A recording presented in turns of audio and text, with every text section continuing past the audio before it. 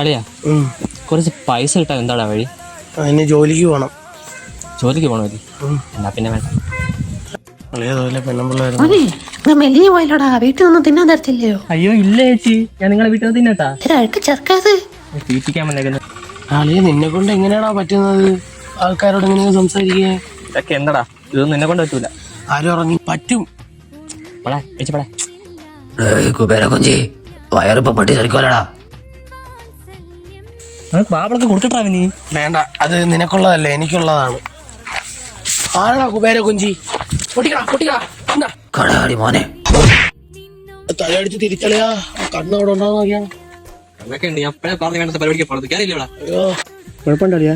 ഇല്ലയാ, I am fine. Fine എന്ന് വെച്ചാ പിഴന്നല്ലേ? അപ്പൊ ഐ ആം ഫൈൻ എന്ന് വെച്ചാ നീ പിഴന്നല്ലേ പറഞ്ഞേ? ഞാൻ പിഴേ.